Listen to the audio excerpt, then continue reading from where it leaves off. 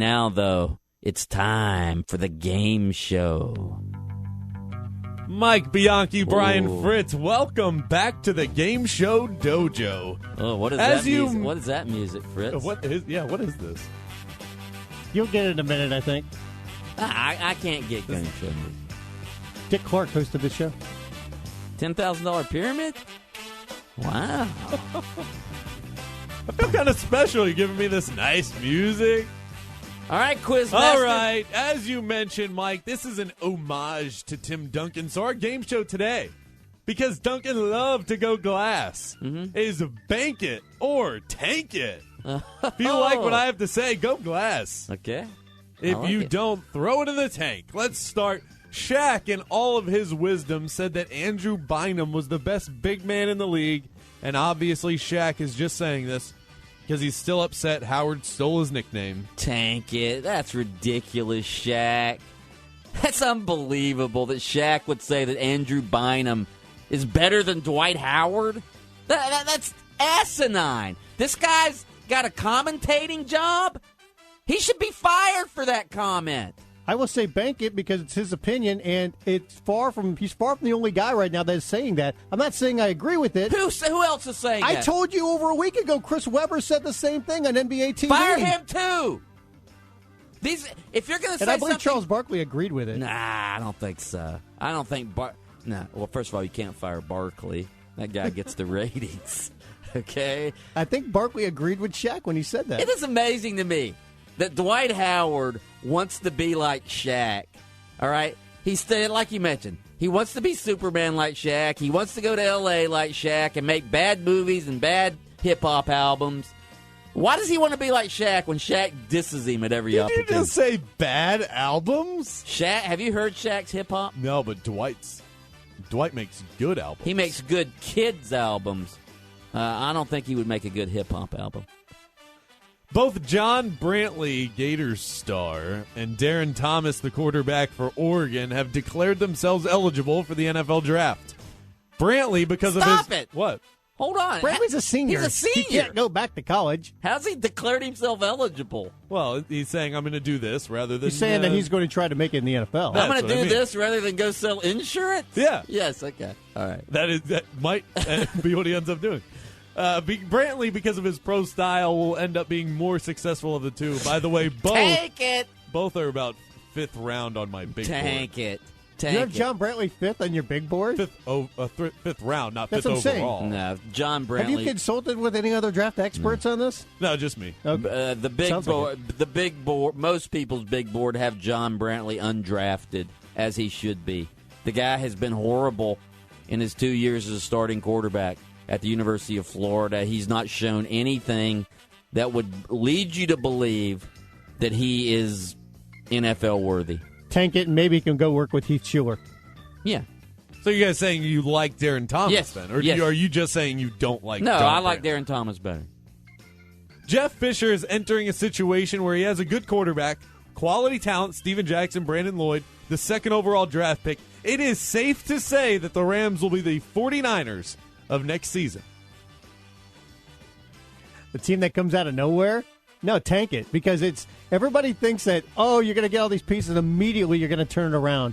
It's going to take a little bit more time. It's not going to be one of these things where we were abysmal one year and immediately the next year we're going to be contending for the Super Bowl. Tank it. Jeff Fisher may lead the Rams to what he led the Titans to for most of his career, mediocrity. And by the way, nobody's saying, hey, you know what? One of my top three guys is Brandon Lloyd. We're going to contend now. Well, yeah, Super Bowl. Let's not forget, and I'm going to bring this stat up until Brandon the cows Lloyd. come home. How dare you? Jeff Fisher has had 6 winning seasons in 17 years as a head coach. He is a commitment to mediocrity. If Hito Turkoglu is non-existent for 3 quarters and a baller in the fourth, you're okay with it? Bank it. Yeah, why not? I mean, he's the anti-LeBron if he does that. I say bank it Right? as long Bank as it. the team is still in the game. Because that happens. Guys struggle during games, but if you're still in it and you come up big at the end, yeah, I'm all for that. Because there's always going to be times where guys struggle. He has been a fourth quarter stud. The Ali Frazier rivalry is the greatest individual rivalry in sports history. Let me think about this. Greatest individual rivalry. Bank it, because Ali is probably the greatest sports icon we have in this country. He just turned 70 yesterday, and one of the reasons he was so great and he was so memorable is because he had that foil. He had that rival in Joe Frazier who he could make fun of and write poems about. You don't have that anymore. You don't have rivalries like that, individual rivalries in the individual sports anymore. One reason is because the individual sports like boxing aren't nearly as big or nearly as important as they once were. Yeah, I'll say bank it too, because even some of the or the more individualized rivalries happen in team sports. Magic against Larry Bird, but there's so much more. That was more of a Lakers-Celtics kind of thing. I mean, there's been some big ones in tennis, but tennis doesn't mean as much and was never as heated as that boxing rivalry. Look at the individual sports now that used to be big. I mean, tennis used to be huge in this country. Boxing used to be huge in this country. Now, they're afterthoughts. Golf used to be huge. You don't want to go Ken Shamrock, Tito Ortiz in there? If you want to do that, no, by all means. That was one-sided. It's in the realm of the show. Let's see, where were we? Off-season baseball trades have started heating up. Prince Fielder could sign any day now. Pitchers and catchers report in 1 month, and you are excited. Tank it. Come on. At this time of the year, there's only one thing that matters. That's the NFL. That's just the way it is. Even the NBA. Even though we live in an NBA town, there's much more interest right now in the NFL than any other sport. It's the king. It's the king. Now, once football season's over, then it becomes important, but not right now. I have the alert system set up on my computer for whenever Darvish officially signs. So, no, tank it. The NFL rules. You know what? Baseball, it's going to be, when they report even, that's not even going to be the big day. It's going to be whenever they start actually playing meaningful games.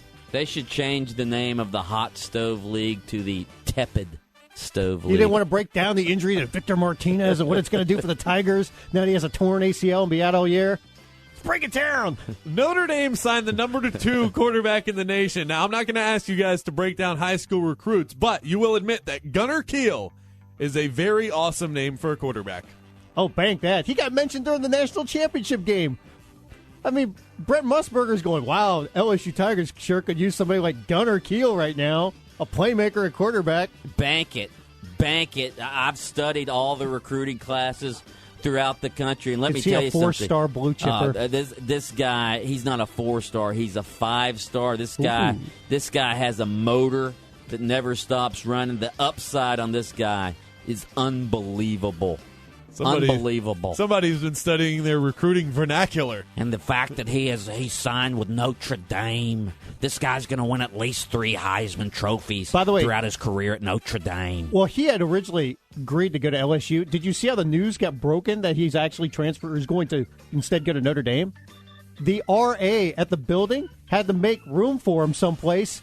And the RA someone from the school newspaper got in touch with the RA and he goes, oh, yeah, Gunnar Kiel is going to be moving into this space over here in this dorm. What? School newspaper broke it. Well, good for them. Good for them.